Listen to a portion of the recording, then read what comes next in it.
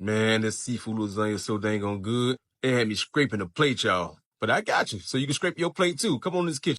All right, y'all, let's get it. We're gonna start by chopping up half an onion. All right, so first off, you wanna heat your oven up to 400 degrees, and then you're gonna season your salmon on both sides with that smacking. You already know what time it is. If you ain't got it, you know how to get it. All right, then we're gonna add some garlic powder, and then I'm gonna hit it up with some no salt Tony Chachere's. Make sure you season on both sides. Look just like this. Come on with it, baby. After you season your salmon, you're gonna hit it up with some olive oil. You can use some butter if you like to. It's up to you. Whatever you like. You're gonna let your salmon cook for 15 minutes on 400 degrees. You're gonna take it out of the oven and set it to the side. Peel and devein a pound of shrimp. You're gonna peel and devein your shrimp and take the tail off as well. You're gonna need a pound of crab meat. I use special, but you can use whatever you like. All right, so let's clean our crab meat. So I like to clean it with a piece of foil on the countertop, and make sure when you crack it open, make sure you smell it, because you don't want that thing to be nasty, wrong, funky, dog. You can't eat it like that. Dump your crab out onto the foil, and we're gonna get a cup of water. The water helps get the shells off your fingertips when you pick it clean. And for all my people that's about to say, where's your gloves? Don't need no gloves. You need your bare hands for this to get the shells out of there, okay? It's called wash your hands. You're not gonna be able to fill the shells with gloves. Nobody wanna be eating on those shells. After you finish cleaning your crab, you're going to wrap it up and put it back into the refrigerator. Now that our water's come to a boil, I'm going to add some salt to it, and we're going to add our pasta in. While our pasta is cooking, we're going to go ahead and season up our shrimp with, yep, there it is, Smacky seasoning.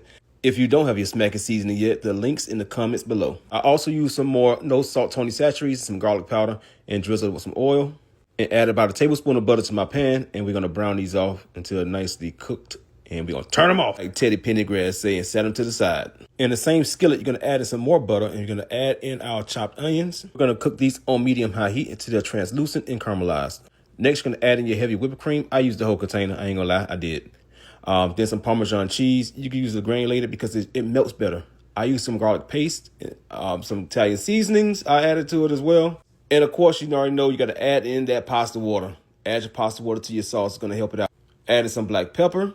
We're going to add in some kosher salt, but make sure you taste it before you add that salt, okay? Next, we're going to add in a full bag of frozen spinach. I use frozen spinach because you know exactly what you're yielding. If you use the fresh spinach, you don't know what you're getting. So I want my sauce to have a lot of spinach in it, so I use the frozen, and there's nothing wrong with it. After your pasta finished cooking, you want to go ahead and give it a rinse off so it can cool down.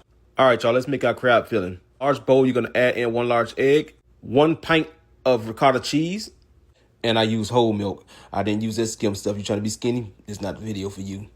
I had to laugh at myself. I added a squeeze of garlic paste and also some Italian seasoning. I added a pinch of kosher salt. I'm going to use some Kobe Jack cheese inside here to hold this thing together. I know y'all was wondering what I was going to do with that crab. Well, here it is. I'm going to add that crab right on to this ricotta cheese mix. And I'm going to add in a little bit of seafood seasoning. I know, that's crab boy. I like it. Give that a mix and set it to the side. All right, you're going to grab a deep baking dish, and you're going to start layering your sauce down to the bottom of the pan. On a clean surface, or just use a piece of foil, we're going to start rolling up our lasagna rolls. So I'm going to put the filling down first. I broke my salmon up into chunks, laid it on top, and rolled that thing up like I know how to.